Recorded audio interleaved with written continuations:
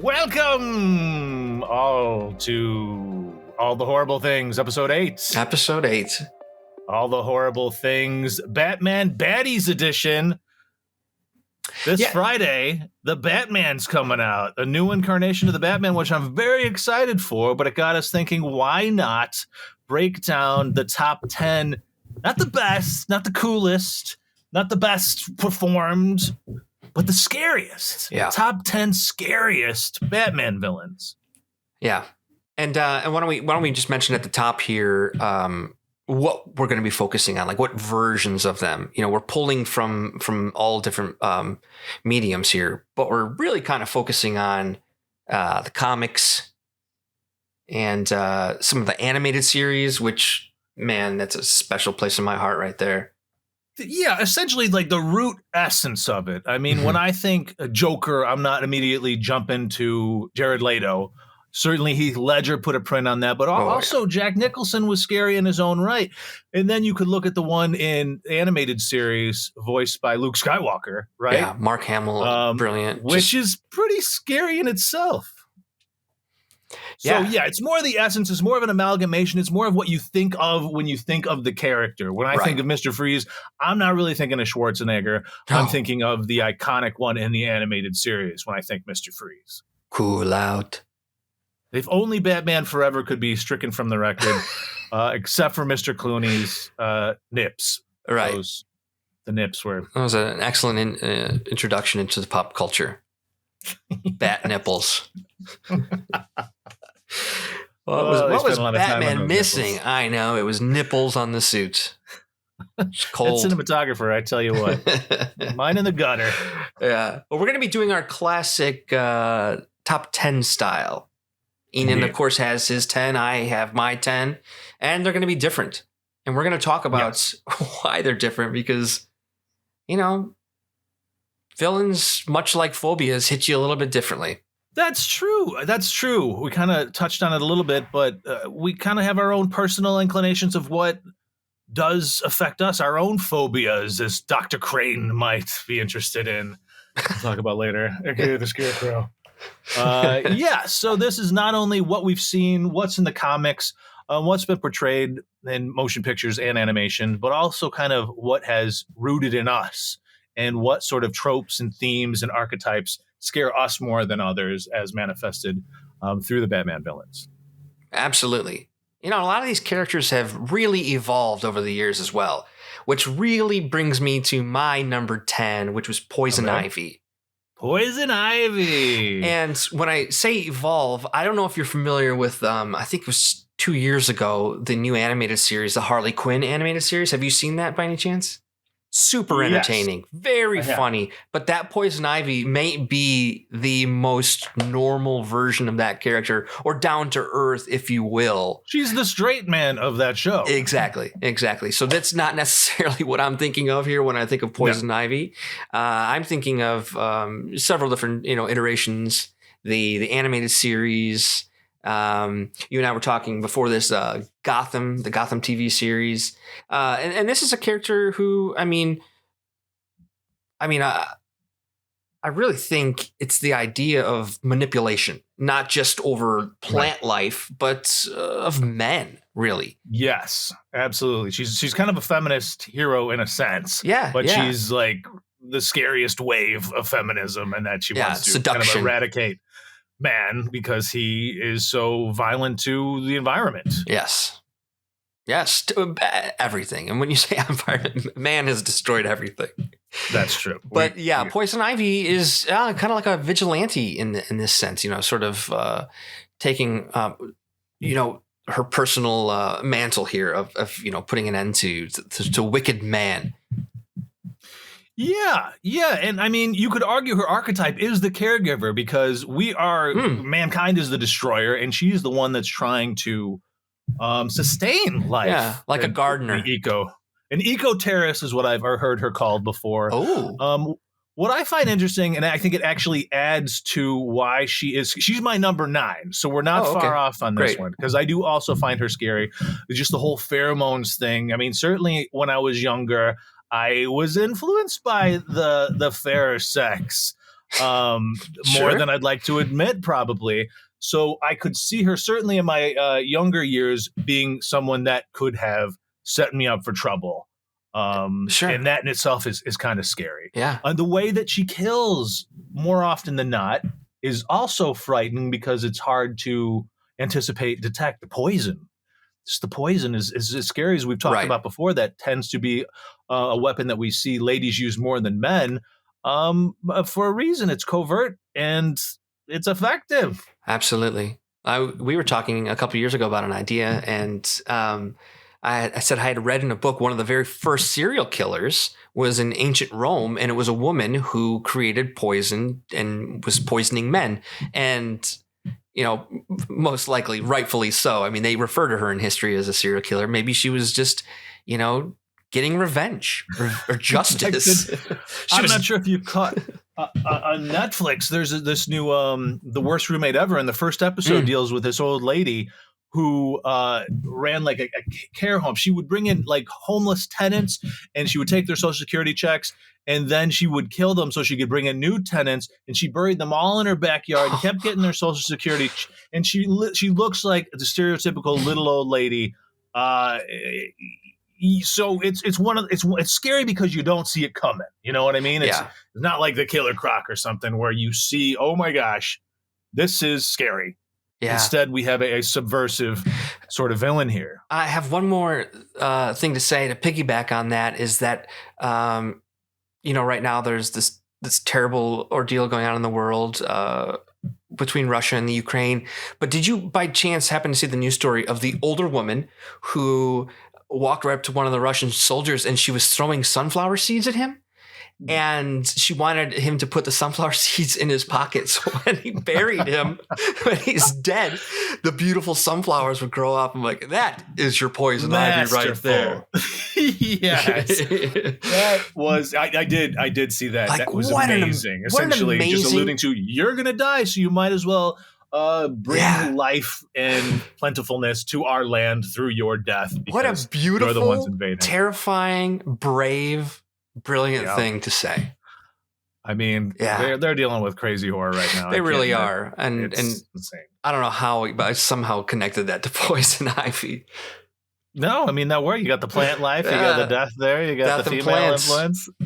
One thing I wanted to mention that I kind of relate to and why it also kind of like hits me a little bit harder than some of these other characters' origin stories is that she was initially, before she turns evil, her comic book origins deal with her being seduced by her professor. Oh, okay. And then essentially almost kind of like roofied and drugged, and she became immune with this drug that he was kind of like experimenting on her with to poison from plants. And then that's how she developed the pheromone craziness. Right. And really what it boiled down to after that, after she'd kind of been metaphorically raped, is that she wanted to live alone. She wanted to escape everyone. So when she became evil, she was earning money so that she could just leave civilization and go live out in the woods herself, alone from mankind. Of course, here comes Batman. No.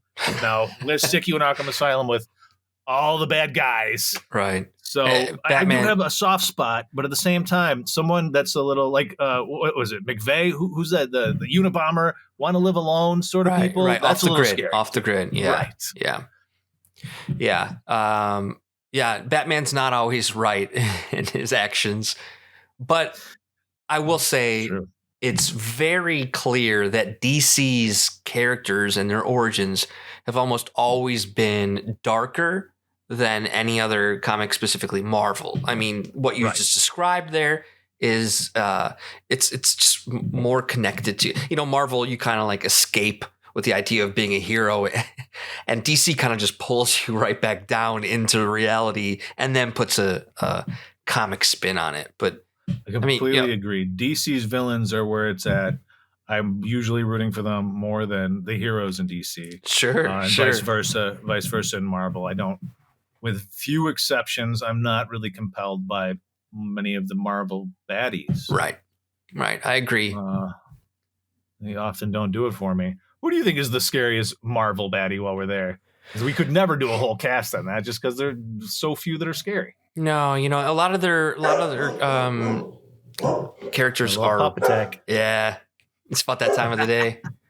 A lot of Marvel's villains are very big and over the top. Yeah, I mean, like Thanos, Galactus. They're just, I don't know. They're almost too big, and almost all of their villains have superpowers and or abilities.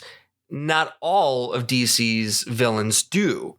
Some of them are just, That's true. Psychologically disturbed, or psychos, serial killers. Yeah. But I don't know. I don't know how to answer that. There's certainly thousands of villains within the Marvel universe. And I feel like I do kind of know X-Men more than most of the Marvel entities. And Magneto's scary in that he's been through the Holocaust and he's coming at it from that angle, kind of like a genocidal. We're the superior race because he's seen that happen to his own family. And Mr. Sinister is very similar in that same sense that he wants to streamline bloodlines and stuff. That's scary stuff. You really don't see that sort of thing in DC, where we're talking about genetic manipulation of that kind, where you're a superior race, if you will. That doesn't really happen. I will say one of the scariest visually for me in Marvel was always Doctor Doom. Oh yeah, just that iron metal face always scared me as a kid. But yeah, I think we're on track here with the DC villains. Yes. So indeed. Who was your number? Who was my number 10? All right, let me see. What do I got here for number 10? Number 10 for me is going to be Two-Face. Okay.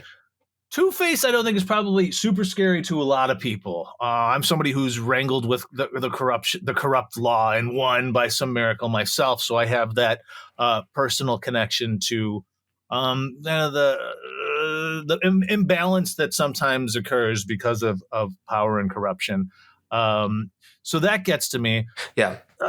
Plus, it's a Dr. Jekyll, Mr. Hyde thing. I've known a lot of people through my life that have come off one way and then turned out to be somebody completely different. So in that sense, I find it realistic and scary, just the Two-Face nature of him and that he's unpredictable. You don't know who you're going to get.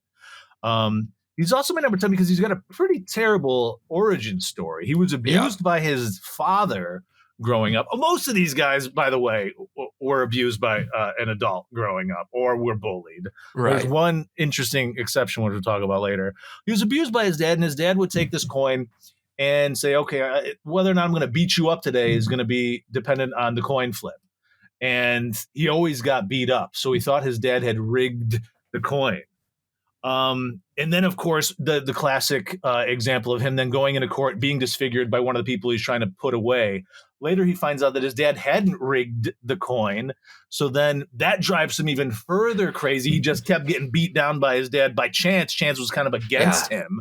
And that's why then he's using his dad's coin, which I didn't know. When he's flipping that coin, I didn't know that. Coin that his dad used to beat him with as a child. So that's terrible. I find his backstory and why he's doing it scary in itself. And certainly that he's a lawman corrupted is scary to me. Yeah. And did you make your list?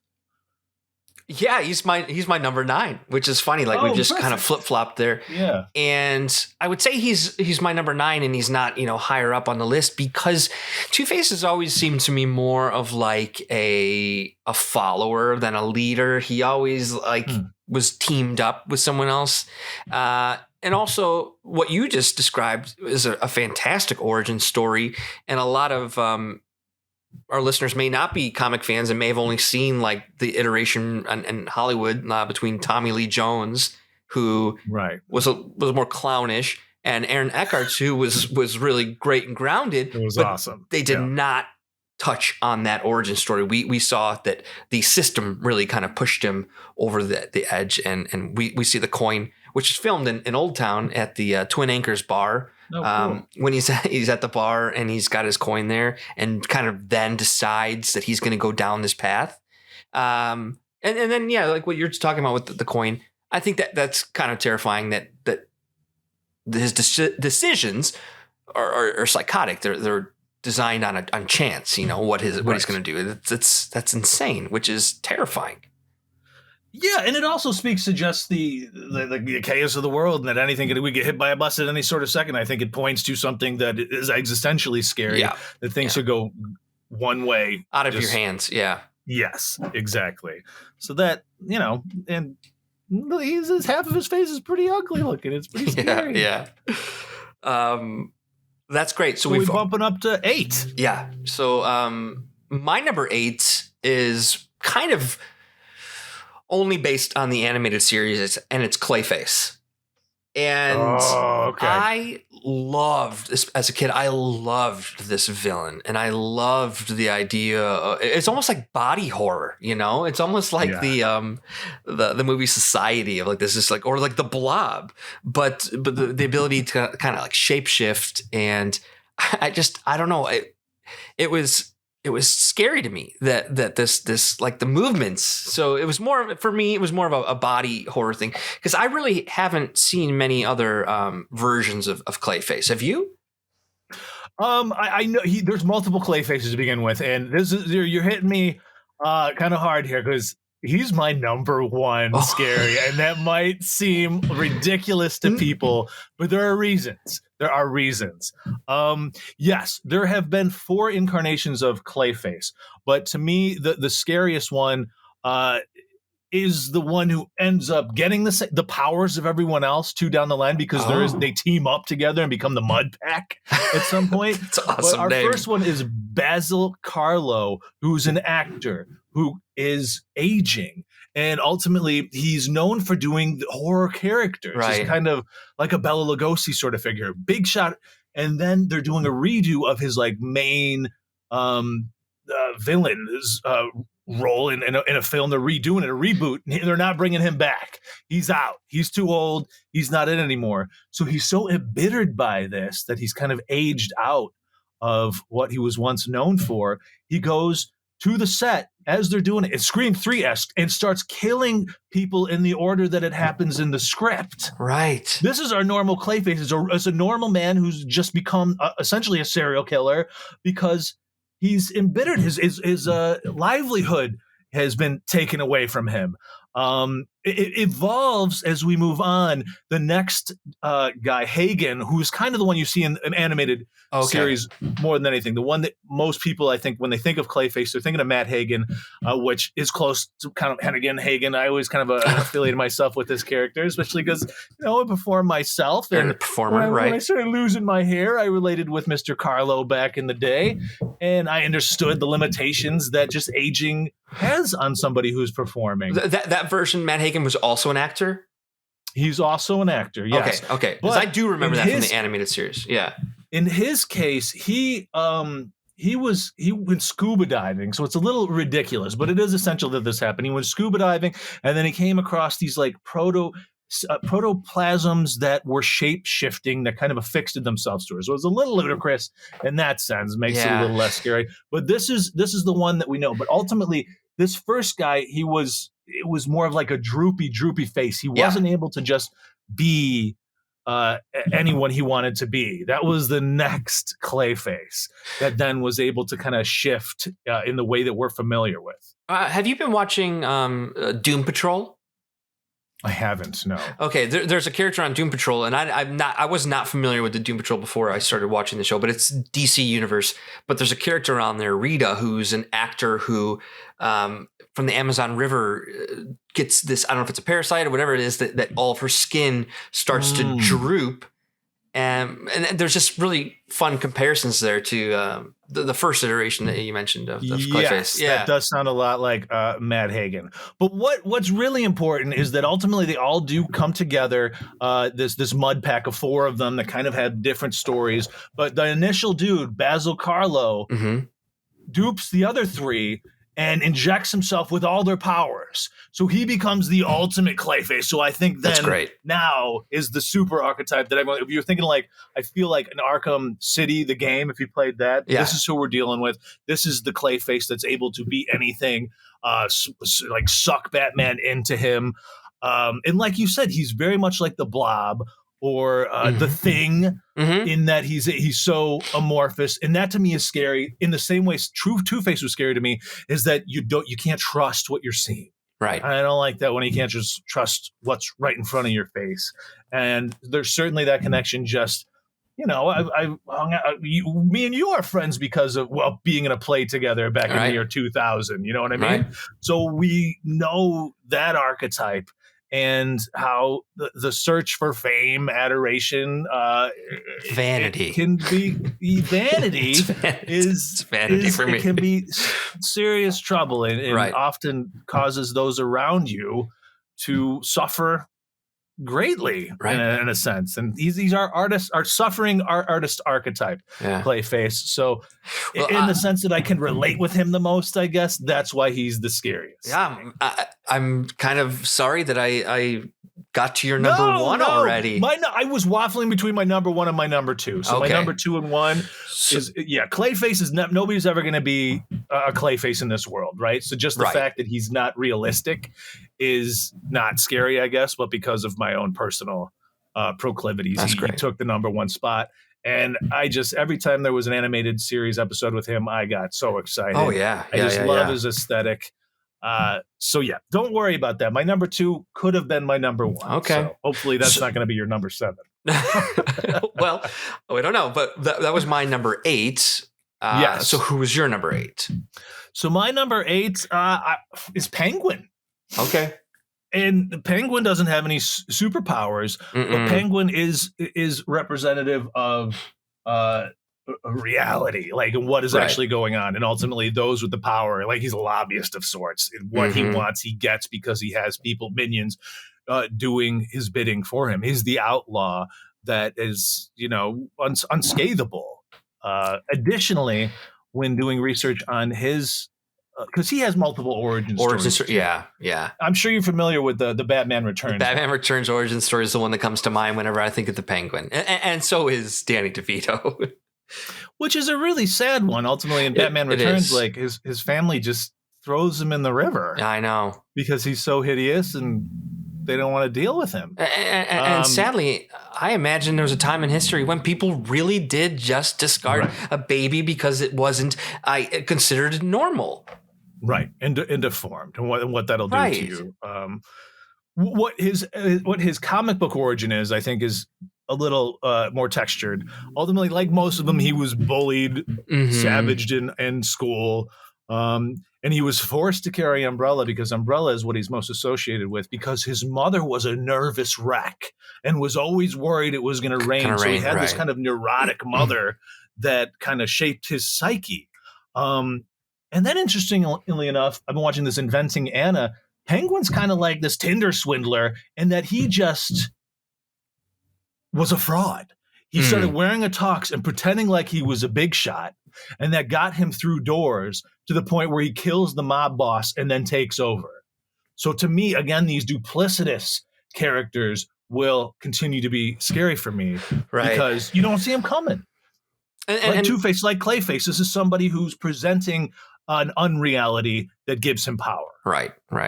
And some of that was covered in the Gotham version of Penguin, as far as trying to work his way up into the mafia or whatever, because he felt like he couldn't do anything else either. And as a character, no place for him in the world. So might as well be a villain.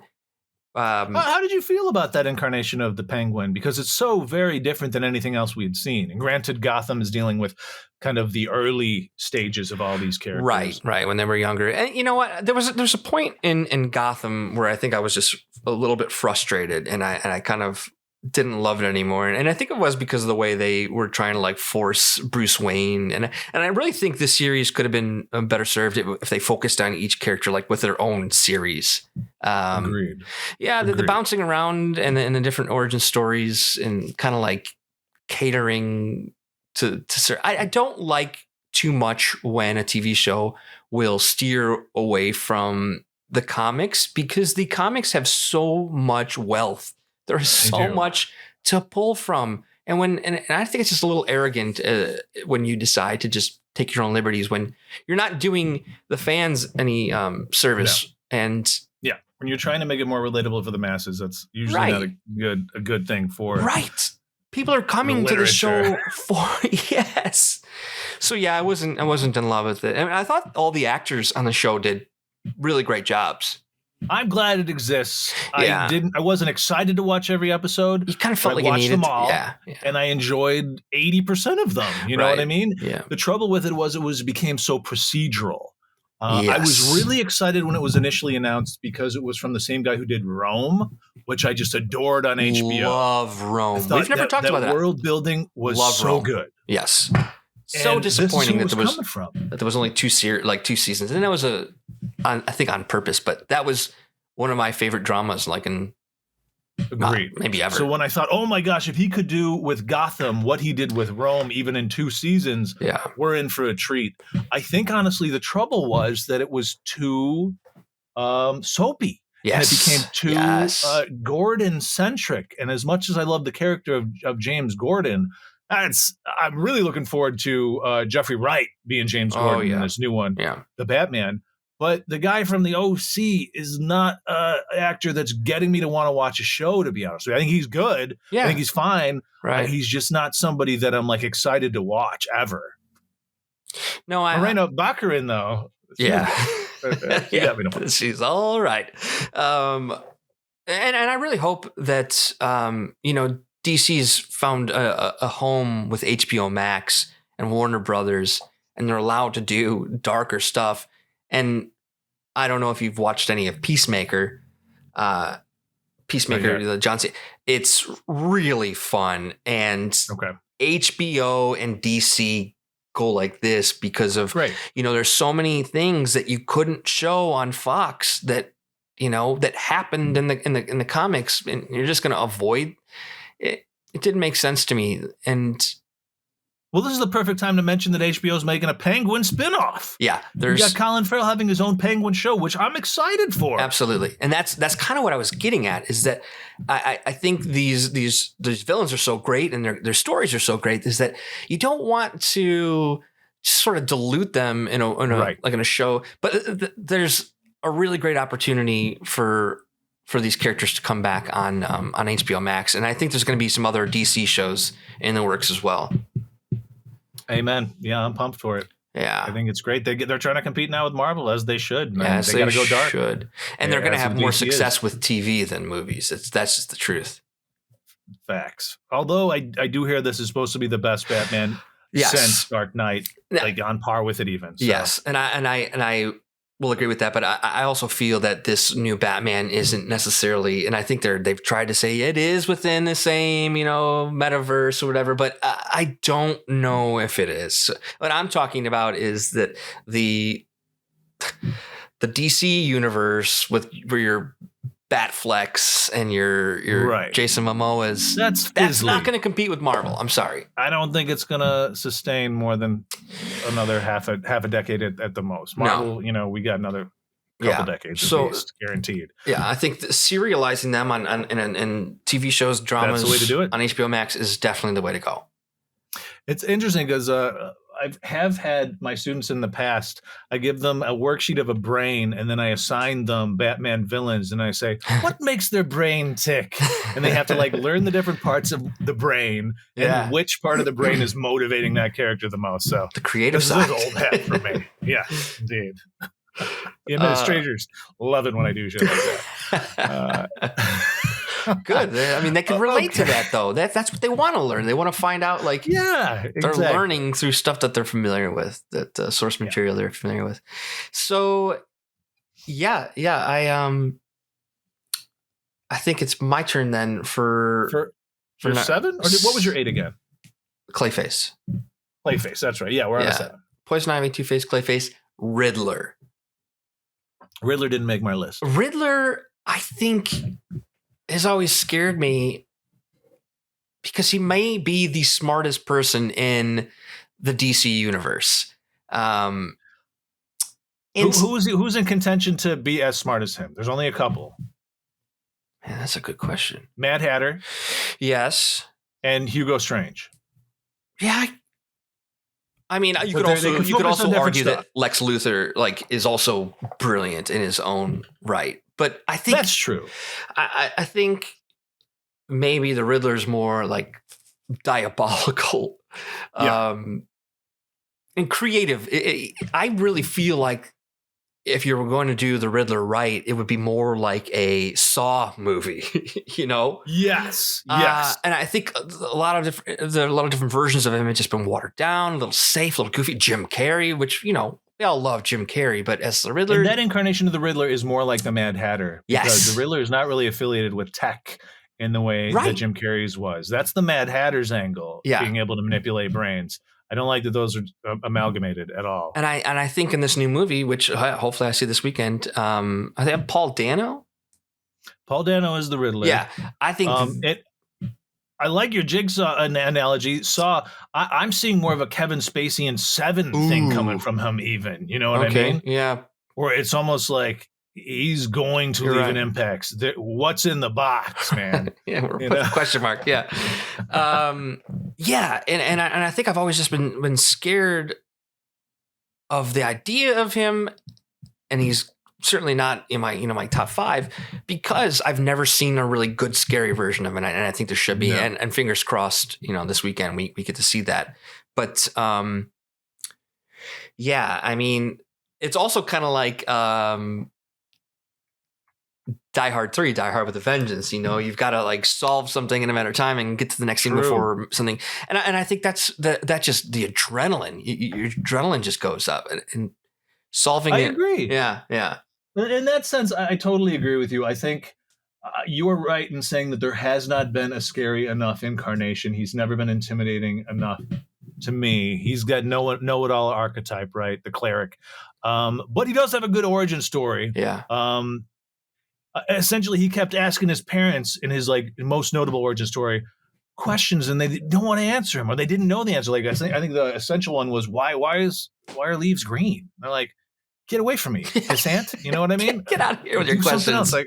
Get a life. So he was dissatisfied with the answers people were giving him growing up. Right. And it drove him to start understanding in a way most people don't. Almost to the point then where his methods, he wants to be caught. He's looking for a sense of meaning similar to some of the other villains we're going to talk about later.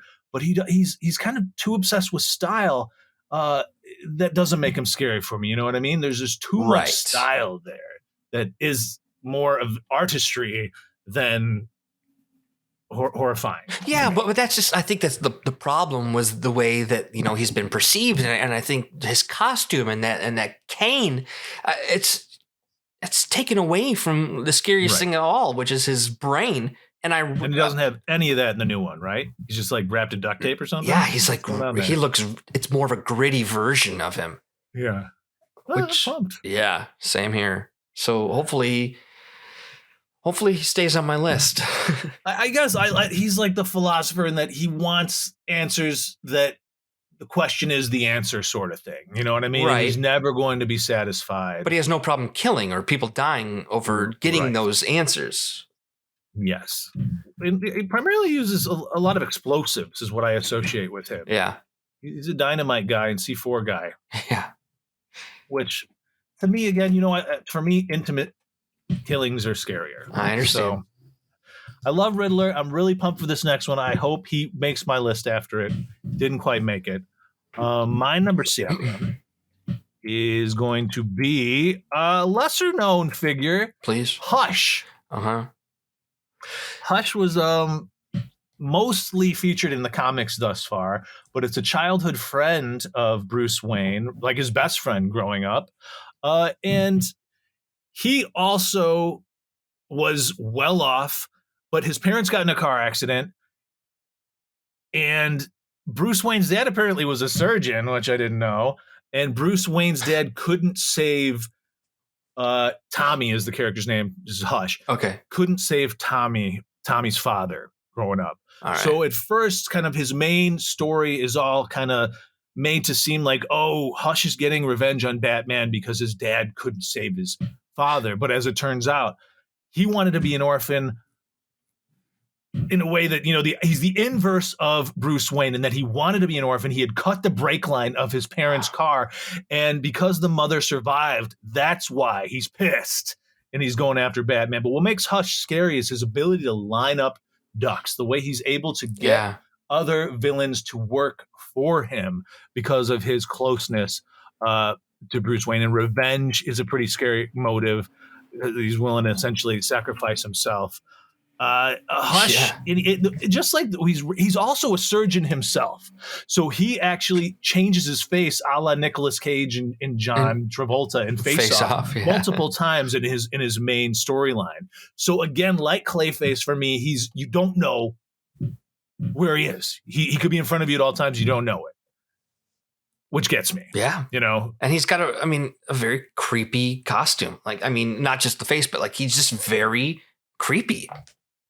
It's the only time like a mummy-looking costume does have a that creep it works, vibe, because it is kind of stereotypical mummy wrapped in bandages in the face, but it works. He's got the trench jacket, and then you know he could have any face under there too. Mm-hmm.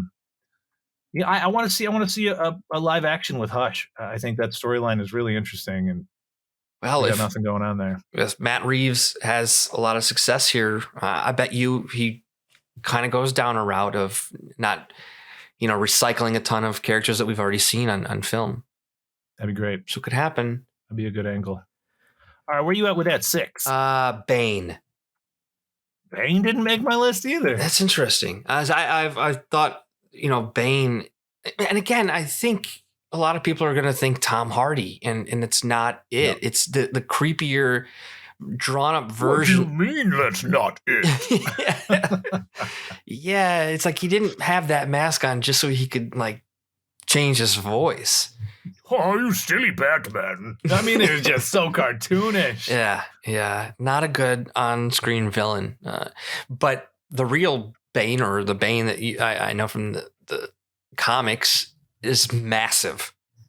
And I think Christopher Nolan didn't want to go that route because he wanted to, sort of pull things back down to earth. And Tom Hardy seems like a big guy, but nowhere.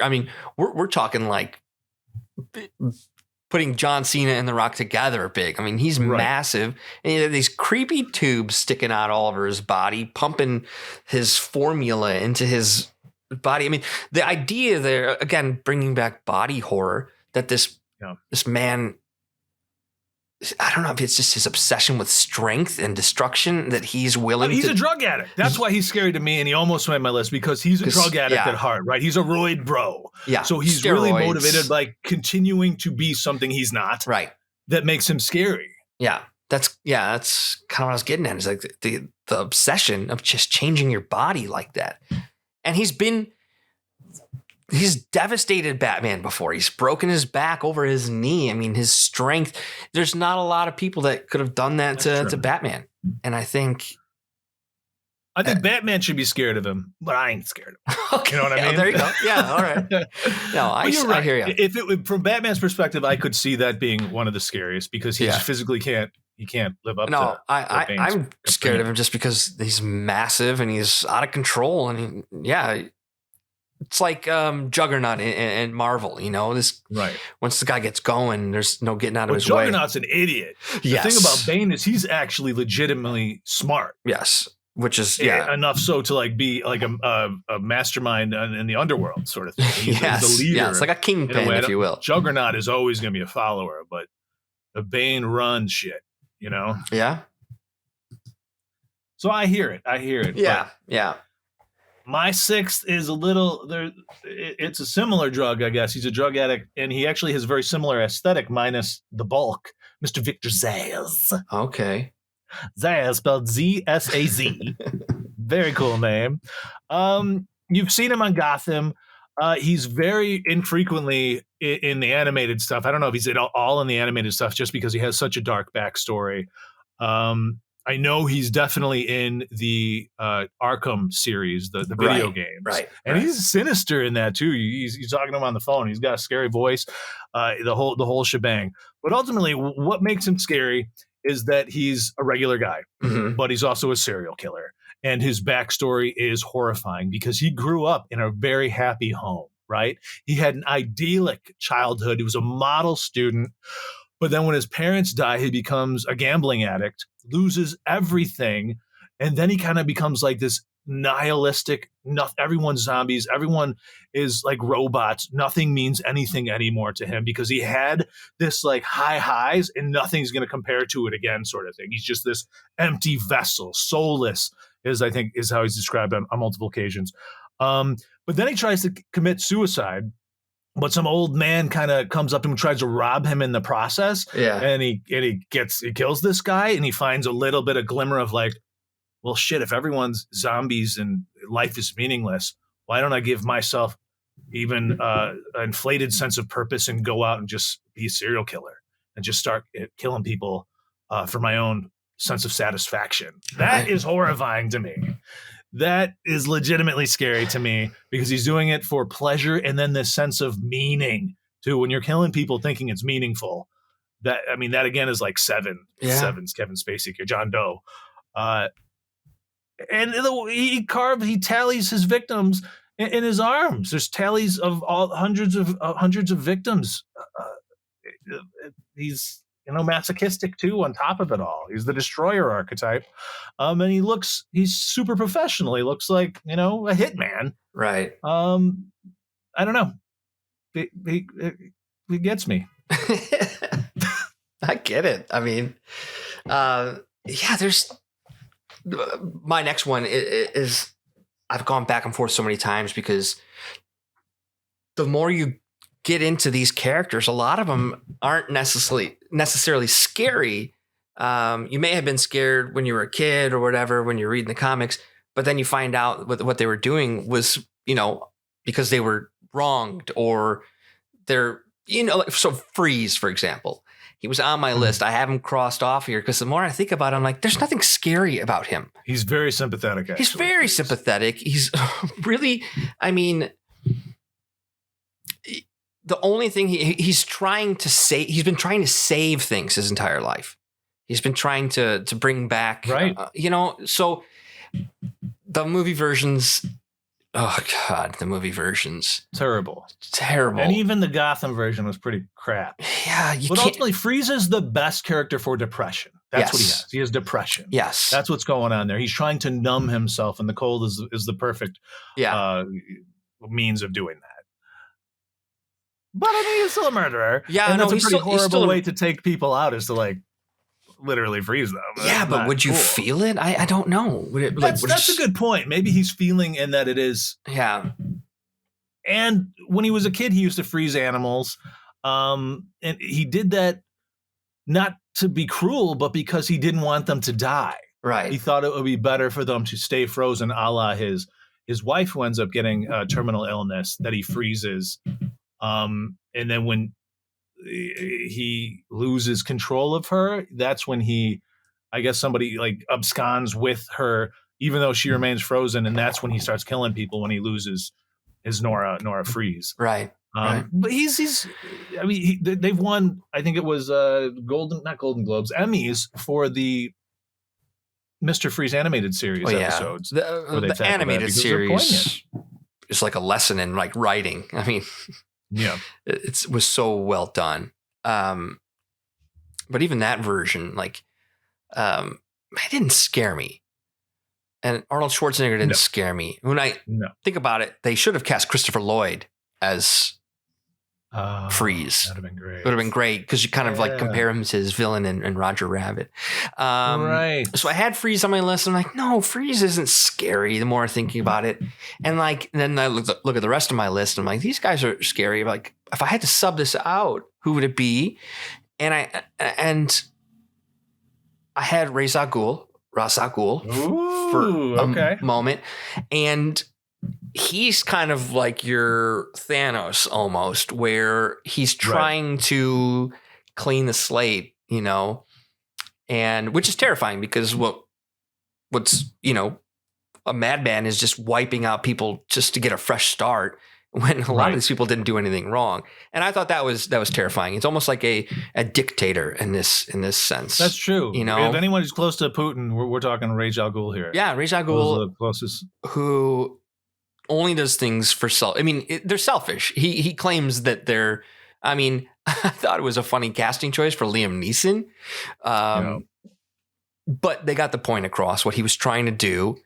and I kind of like that he trained Batman in that version. But yeah, Even Die Hard 3, Jeremy Irons would have been a good Ra's al oh Ghul. yeah, I'd have preferred that. yeah, and that's another thing is like I don't know if I mean in the comics what ethnicity is Ra's al Ghul. Was he really a white man who went to the Middle East? Was he or to the Far East rather? Was he or was Hollywood just whitewashing the character? You know, I don't know. But I think there's redemption for that character to actually make that character more scary. Liam Neeson didn't scare me. The idea of somebody though destroying a city so you know they can wipe away the crime is terrifying. And someone who's above death too, you know. Right. He's the only ghostly-esque character in that. Well, right. He's got his Lazarus pit. Yeah. Or pool. Is it a pool or a pit? Maybe both. It's a bit of both. I think you took a dip in the pool. In the pit. Yeah. So yeah, that's what I put instead of freeze. That's fair. I get it. He didn't make my list. I think it's probably because I've been influenced by the Liam Neeson one, but also because I remember the animated series just didn't scare me. It was just like they've used the character. His motives were power and getting legacy too, and I guess it was just too normal that I don't know. Yeah, there were better versions of the character in the DC animated feature films, which were better done. Yeah. Okay. Yeah. Well, mine at that level, number 5, is Mad Hatter. And I know people are going to be like, Mad Hatter, come on, how's that scary? We've got an Alice in Wonderland character here. But it's scary just for that because he is so influenced by narratives. He is a character that's just brainwashed, if you will, to the point where that's his main modus operandi is brainwashing and his capacity to use technology to then create the world and the story that he wants the world to be and to give him power. He's like a Zuckerberg. You know what I mean? Yeah. He's one of these tech evil jerk faces out there. Jerk face. That I find horrifying in the way that they can puppet master you via technology. It's just, it's so resounding now. I don't think Gotham did a very good job of it, to be honest with you. I liked the performance. I thought it was fun, but I don't think it hit home in the way that the animated series dealt with it, because it really boiled down to him falling in love with his secretary, Alice, conveniently. And he's like a Zuckerberg. He's like a nerd blossom. It's like The Social Network in how it plays out. And then he becomes rejected. She goes back to her muscle-bound boyfriend or whatever, and he breaks down. And then he has to put chips in people's brains, essentially, a la Elon Musk. He's very musky. So just his mirroring his mimetic nature is scary to me. A child, you know, like I didn't get the girl, so I'm going to destroy lives. Yes. What are you doing, that's man? Not cool. Not cool. He's half at Zuckerberg, all. half Musk. So, yeah, Mad Hatter is legitimately scary villain. I'd like to see him done up proper. Yeah. I feel like his essence was ripped off by Jim Carrey's Riddler, unfortunately. Yeah. And I think a lot of these characters would be better served and less of a comic book style movie and more of a lean into the horror, you know? Yes. Maybe HBO will be able to do that. Hire some horror directors to direct comic book movies. I think you're going to be really happy with your products. My next one, we've already talked about it. It's the Penguin, and it's okay. And it's, I think it is, you know, as sad to say, it has a lot to do with the deformity that they really leaned into in the Batman Returns. And like, if you remember, like he was just eating the raw fish. It was very terrifying. I mean, his teeth and like the ripping, the tearing of the flesh was very cannibalistic. If you can make Danny DeVito one of the funniest, most lovable creatures on this planet, that's scary. You know that character is inherently scary. Yes. Yeah. And I don't want to go down too much into it because I almost want to do a follow-up after we see this Colin Farrell version, you know? For sure. I'm very excited. I'm very excited for his take on it. I mean, the guy was committed. Yeah. Just look at him. He can't even, he's unrecognizable. Unrecognizable. And that is terrifying. Yeah, I get it. He takes pleasure in it too. There's a little bit of sadism in Penguin. Yeah. I think he enjoys what he's doing, getting revenge. My 4, I'm worried, is going to be your 1. I think it's probably a lot of people's 1. Oh, it probably is. Yeah. Yeah. Yeah. Joker is definitely he's frightening, 100%. Heath Ledger made him more frightening, I think, than anybody else. I guess it boils down to origin stories being less scary, but for the most part, his origin stories always do involve that chemical contamination, the Sure. chemical waste. Initially, he was a lab worker that was contaminated. He was initially wearing a red hood too. He was initially known as and that's why he's got the Red Hood gang in other incarnations. But later he was, I guess we see that in the newest Joker, a failed comic. But then another origin story involves him being forced into doing criminal activity. And then when he doesn't abide by what he's demanded to do, they kill his girlfriend, and that drives him insane. So it's kind of freezy, bravehearty, psycho-y combo situation going on there. But he's most notably in his origin just a violent kid too. He's known for like maiming his classmates, as well as apparently he burned his parents alive. He lit his own house on fire and took them out. So he's scary. I mean, undoubtedly, clowns. I was just going to say, on top of all of that, he's also wearing clown makeup. Yes. Terrifying. Yeah. And you've heard the rumors about Heath Ledger's supposed origin for his Joker, right? Maybe. I mean, I'd like you to tell that anyway, just in case if the listeners don't know. A lot of people are suspect that he is a veteran, and that's what brought him here. So he's dealing with PTSD stuff that's brought him to. I mean, the scars are from some sort of inflicted wound from Iraq or Afghanistan, which is an excellent. Because his motive then is chaos. And whose lives are worth more when we were bombing back in the day, right? Civilian Iraqis, and it's absolutely. And there's the whole just other fact that there's some people who don't welcome back soldiers. I mean, they feel like they've returned. Well, certainly the PTSD, but they feel like they've returned home and to never really return home, right? Which is enough justification for these characters in these movies to. Want revenge or whatever they're seeking. I also, he's your number one. Yes. I mean, I can go back and talk about my number in a second. I'm kind of hoping my number 3 might be aligned with yours, and that's Killer Croc. Okay. Killer Croc is my number 3 too. Yeah. See, I had a feeling. And I know we talked a little bit about like you have a fear. A genuine fear. I used to have recurring nightmares about alligators and crocodiles surrounding my house, the house I grew up in, and I couldn't get out. Like alligators, if I was to be afraid of any like animal, this is it.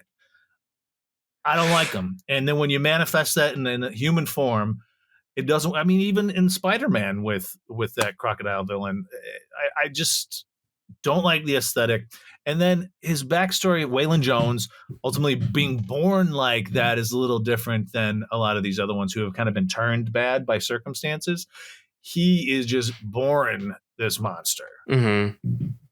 And he eats people compared to other. There's that too. That's different too. That's... But in his most notable origin stories, he's born with a mutation. He killed his mother coming out, so he's gonna always have weirdness around women too. Because looking like that, he ain't never getting a girlfriend, right? Right. That's a problem. And then his drunken aunt is the one that raises and tortures him. And of course, he gets bullied. He tries to kill a bully, which gets him sent to prison. And it's in prison then where he makes these crazy connections with people that are nefarious, and then subsequently joins the traveling circus where he wrestles alligators, so that's a little ridiculous, but I hate alligators. So. And like he's one of, and out of our list, we'll say he's one of the closest things to an actual monster, aside from like Clayface, who's monstrous, but I think we're still a ways away of technology getting it right to actually do a good live action. I mean, because we saw the Suicide Squad version. He looked like a Koopa from Mario Brothers. Yes, yes. And I almost want James Gunn to give it a go, because what he did with King Shark, I mean, at least it was right.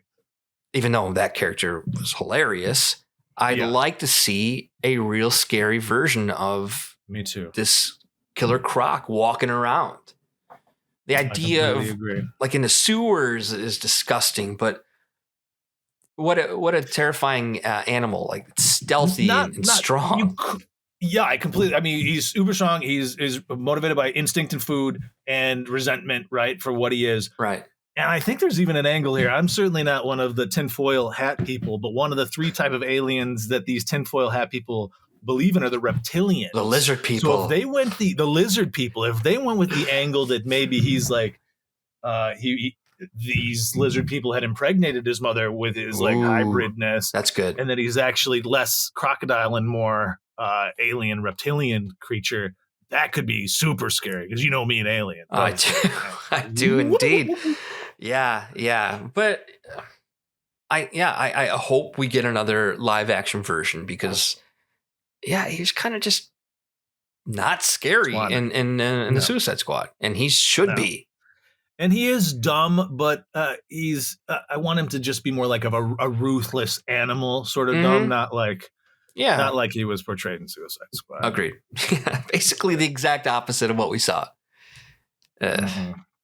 So, do we both have the same number 2 then? Probably. Let's say it on the count of 3. 1, 2, 3. Scarecrow. Yeah. I freaking love Scarecrow. It rivals Clayface, and how excited I got watching the animated series as a kid when Scarecrow was the villain. It was such an interesting character. And let's talk about how in the animated series, how he looked. Do you remember like how he... Yes. Because to me, it was almost like a twisted version of like the Wizard of Oz. Is like, you know, and that's not what we got from the Christopher Nolan Cillian Murphy version, which was, I think, was one of the best villains in that series. Especially with his gas, and we get the true fears, which is what a great thing to invict on your. I mean, when we're talking about the scariest, this is the guy who literally is trying to scare you and knows how. Yes, the closest. You know, this deserves a horror movie. And that's why that first Arkham Asylum game he was the big bad in that one. He was the main villain in that, rightfully so. Yeah, but the thing I really liked about the Christopher Nolan version was the sack. You know, because minimalistic. Yes, but like going back to the animated version, which was fun and scary too. You know, you kind of probably couldn't really lean into the terror into that show. That's not what it was about. But there are scary things about this character, and making people want to be scared is just a great trait for these villains. Yeah, and I mean, he's a professor, right? Dr. Crane. So he's a professor of psychology. He knows what he's doing. He knows how. Similar to Hugo Strange, but I think he's got a more menacing background, because he was obsessed with phobias as a child. Right. And he had an abusive grandmother that locked him in a church with crows that just tormented him. Again, not only was he the professor then, I think at Gotham University, but then he went on to then be a psychologist at Arkham Asylum, where he was studying all of the villains. So essentially, he's in the same way Hush is able to manipulate them. Scarecrow, Jonathan Crane, is able to harness what makes all of these people scary and use it himself. Right, you know, right. Through the fear toxin. We've talked about. Talk about this poor kid getting locked up, and we've talked about birds and how much we hate birds, but that's such a funny connection, and it's right on the nose, obvious. But you know, a scarecrow in a field, the crows just perch on him. It's just what a creepy visual.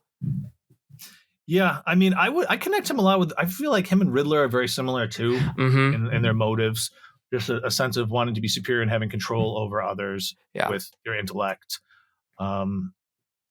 Scarecrow aesthetically too. Even in the cartoon version, I found it kind of scary. He always has a scythe too, so he's kind of like everyone's nobody knows what happens in death. So that's like what's scarier than the unknown. Right. And Exactly. even with the Cillian Murphy, the sack, it's just you don't know what's under there. Exactly. It's yes. just so simple, but that's all you really need. Yeah. Yeah. It's terrifying. It's like a slasher, Which brings me to my number one, which we've already talked about, which was the Joker. And, I'm not going to jump back into it too much. I mean, the idea of a clown is terrifying, and Heath Ledger did bring a lot of amazing new things to it with the scars. I mean, and just even some of those why so serious, those great quotes, which were, just delivered so hauntingly. But the version I'm talking about is this menacing animated, not the animated series, but these animated features over the last like 10 years. They and this is straight out of the comics, but the Joker ends up beating Robin to death, like with a bat. Yeah. Like he beats him, which, I mean, that was something we don't see from, before Heath Ledger, because I could see Heath Ledger doing that. He puts a pencil through someone's eye. But the 1960s Joker was laughable was it Cesar Romero or whatever? You could never see any of those other iterations beating somebody with a baseball bat to death. And I think the idea of somebody so out of their mind that maniacal laugh and getting joy from just, taking the life from somebody, that terrifies me. Yeah, and I think, unless I'm mistaken, he's the only insinuated rapist, too, because in The Killing Joke, he not only cripples Barbara Gordon, but I think it's kind of hinted that he violates her as well. I think you're right. That version of Joker maybe even then would jump to my number one, too, when you're entering that department, which is, when you're trying to make Batman and Joker accessible for kids, you don't go to The Killing Joke. No, what he's doing that is different Joker. And at some point, he wears somebody's face a la Texas Chainsaw Massacre. Yeah. So like there are some very, very sick Jokers in a way probably I haven't seen anybody else be as sick as him. Yeah.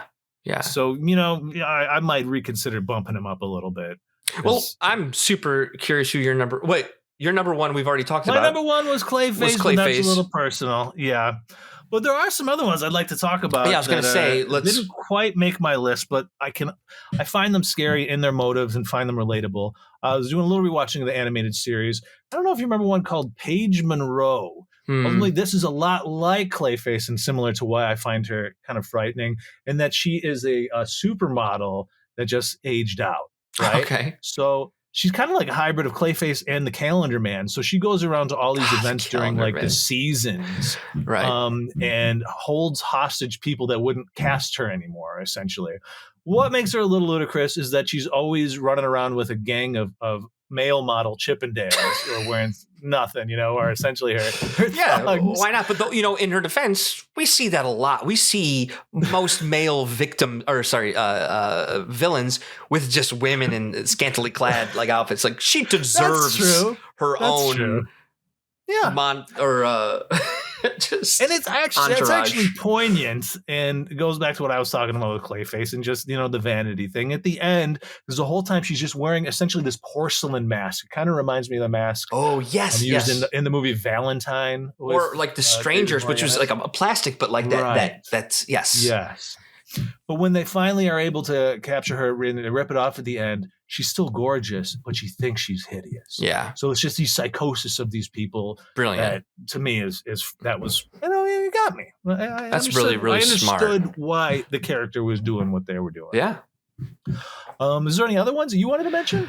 Well, there are so many. I mean, DC over the years has pulled in like classic horror villains. I mean, Batman has faced off against vampires and Count Dracula. Right. I don't remember that version of Dracula being all that scary, though. I think it was more of like just an homage to Bela Lugosi, or like a Hammer horror type of Dracula. But there's certainly a lot we're not mentioning. Harley Quinn, who is iconic. She's not scary, but she's not scary, amazing. right? She's just she set up the Black Mask, which almost made my list as the villain in her movie, Harley Quinn and the Birds of Prey. Right.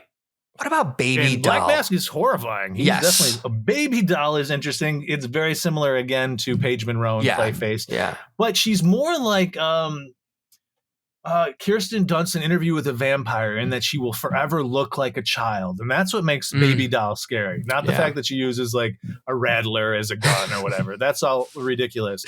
It's just the fact that she's kind of perpetually stuck in a state, which I think is scary. Yeah. What I wanted to mention that's really kind of most pops up in the comics and Batman Beyond is this villain called Ink. Oh, right. Ink is really interesting to me, especially now given everything that's going on, because her backstory deals with her being very poor and then having to run away from a war-torn country in Eastern Europe. She becomes a refugee. Yeah. And then she gets connected with the black market, and her whole family is getting sold, but her mom dies. Her dad is not worthy of being sold, so he gets killed too. And then it's insinuated that she's then a kind of a sex slave, or what do you call it on the what do you call that? I know what you mean. Think of the right words right now. Trafficked. Trafficked. Yeah, she's trafficked, and she becomes pregnant during that horrific event, and then escapes, and then becomes homeless here while she's in Gotham. And then she ends up in this homeless shelter where the guy running it uses her as a guinea pig for this mutagenic experiment.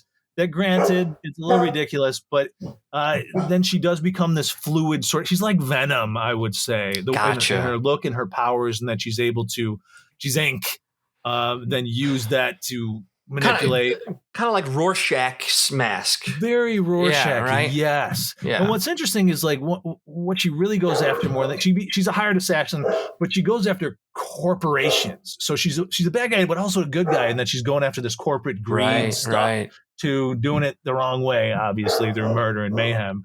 But she has the kid, and she's really doing it for that daughter she had, despite that kid being of horrific origin itself. Yeah. So she's not that scary in that she's very sympathetic, but at the same time, what has happened to her is so scary. You almost understand why she becomes what she becomes. What about Man-Bat? Are you scared by Man-Bat? No. I was going to ask you about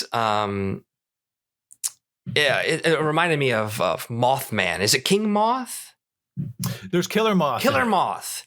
Now, is Killer Moth? I don't remember Killer Moth. Do you have any? Neither do I. Okay, I was going to say, because it almost does seem like they pulled it from, like lore, like of the Mothman. Right. I know very little about Killer Moth. I know that Killer Moth worked a lot with Firefly, who I do know more about. Who's like this pyrotechnic who used to work on the movies and in theater. Yeah. Who just became so enamored with fire that he becomes an arsonist himself. But I don't want to disregard Man-Bat. I'm sorry. We're going back to Man-Bat. No, that's fine. Bring back Man-Bat. Only because I have inexplicably lost 75% of my hearing in my right ear. It happened right around when the COVID started, so some people think maybe it was COVID. Sure. I did an MRI. Nobody knows why I've lost my hearing in my right ear. But that is Man-Bat's origin story. Is this doctor who works at a museum, and he's losing his hearing, so he experiments on bats to then try and genetically engineer so he can get his hearing back. Oh wow! So he's sort of interesting. He's got that's very interesting, compelling backstory, and he's the first villain in the animated series. Oh wow! Okay, see, I would love to just rewatch all of the animated series. It's so good. But mostly because of these side characters, the lesser known characters who deserve more attention. Right. Like some of these villains we've discussed here today maybe don't deserve another shot on the big screen or on television. So let's hope that they go do a deep dive into some of these lesser knowns and give them, because they've got amazing origin stories. They do. Let's hope. And I really hope we get a Batman that everyone deserves this weekend. And I know I'm excited. I'm going to be seeing it tomorrow night. And I'd love to just at the top of our next episode do a little recap and a little review of what we thought. You going to a midnight show? How are you seeing it the day before it comes out? Because I got tickets for Friday, but not No. tomorrow's Thursday. Certain theaters are doing a release. Ooh-wee. Yeah. Lucky Doug. Yeah. Yep, let's go over how scary the villains are in it for sure. Perfect. At the top of the next one. Perfect. That sounds good. And I just want to mention one other one. I forgot about this episode. Roxy Rocket. You heard of Roxy Rocket? I don't believe so. But she's one of the few. So you know that stereotypical image of the woman riding on a bomb, like on a nuclear bomb. Oh, sure. She's a woman that gets off on near-death experiences. So she's only in one episode. She's a little too peppy and stuff. That's a Cronenberg movie called Crash, by the way. Right. Yes. But I completely forgot about her until I did research, and I found that pretty interesting that was her motive. Like, I'm doing it for the thrills, baby. I mean, that's a good motive. I mean, it's certainly more understandable than some other motives, you know, True. like somebody who's just really going after it for the thrill. Right. That's well, on that note, everybody have a great Batman weekend. And we'll catch you next week, because we're doing great. We got, a lot of topics coming up. We got something for every week. Heck yeah. Stay alive, peoples.